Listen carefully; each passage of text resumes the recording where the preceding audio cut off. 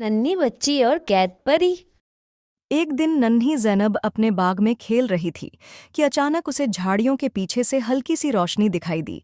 जिज्ञासा के कारण वह वहां पहुंची तो उसने एक छोटी सी कांच की बोतल में बंद सुनहरी पंखों वाली नन्ही परी को पाया। परी की आंखों में आंसू थे और उसके पंखों की जगह खाली थी। ज़ैनब ने नरमी से बोतल का ढक्कन खोला। परी ने कांपती आवाज में कहा, धन्यवाद, मेरा नाम लारा है। एक दुष्ट जादूगर ने मेरे सुनहरे पंख चुरा लिए हैं और मुझे इस बोतल में कैद कर दिया था।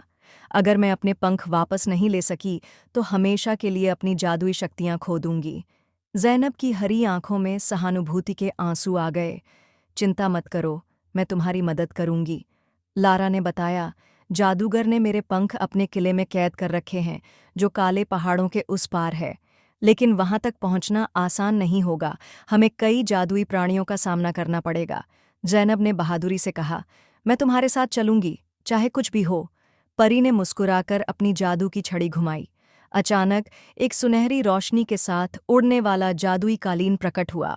आओ, इस पर सवार होकर हम जल्दी किले तक पहुंच जाएंगे। दोनों उड़ते हुए कालीन पर बैठकर काले पहाड़ों की ओर चल पड़ीं। रास्ते में उन्हें एक जादुई जंगल से गुजरना पड़ा, जहां बोलने वाले पेड़ थे। एक बूढ़े पेड़ ने उन्हें चेतावनी दी, सावधान, जादूगर के महल में एक दैत्य है जो उसके खजाने की रक्षा करता है। जंगल पार करने के बाद वे किले के करीब पहुंचीं। किला काले बादलों से ढका हुआ था और उसके चारों ओर कांटों की ऊंची बाड़ थी। लारा ने ज़ैनब को एक खास जादुई मंत्र बताया, अगर तुम यह मंत्र दिल से पढ़ोगी तो ये कांटे रास्ता दे देंगे। ज़ैनब ने दिल से मंत्र पढ़ा और कांटे रास्ता देने के लिए झुक गए। जैसे ही वे अंदर गईं, उन्हें एक गूंजती हुई भारी आवाज सुनाई दी, कौन है जो मेरे स्वामी के खजाने की ओर बढ़ रहा है? दैत्य बहुत बड़ा और डरावना था, उसकी आंखों में लाल चमक थी। ज़ैनब डर गई, लेकिन लारा ने कहा, याद रखो, दैत्य को हराने के लिए हिम्मत और दोस्ती की ताकत चाहिए। ज़ैनब ने हिम्मत करके कहा, हम तुमसे लड़ने नहीं आए हैं, हम सिर्फ सुनहरे पंख वापस लेने आए हैं। दैत्य जोर से हंसा, क्या तुम्हें लगता है कि मैं इतनी आसानी से तुम्हें जाने दूंगा?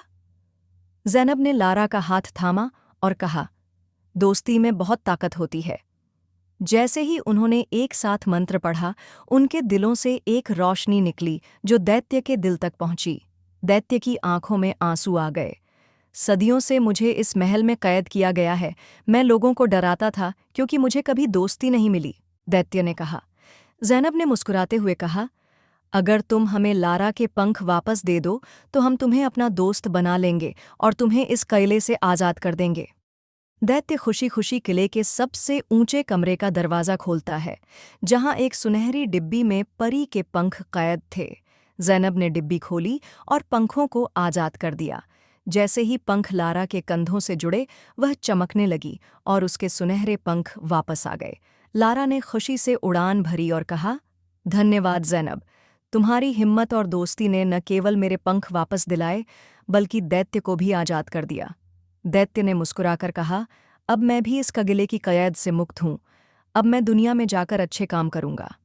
ज़ैनब और लारा उड़ते हुए कालीन पर वापस ज़ैनब के बाग में पहुंचीं। लारा ने अलविदा कहते हुए कहा, अगर कभी दोबारा मदद की ज़रूरत हो तो सिर्फ मेरा नाम पुकारना, मैं ज़रूर आऊँगी। ज़ैनब ने खुशी से हाथ हिलाया और परी सुनहरी रोशनी में बदलकर आसमान में गायब हो गई। ज़ैनब मुस्कुराते हुए अपने घर चली गई, अपने दिल में इस रोमांचक यात्रा की यादें और एक जादुई दोस्ती का खजाना लिए हुए। Like, subscribe, press the bell icon.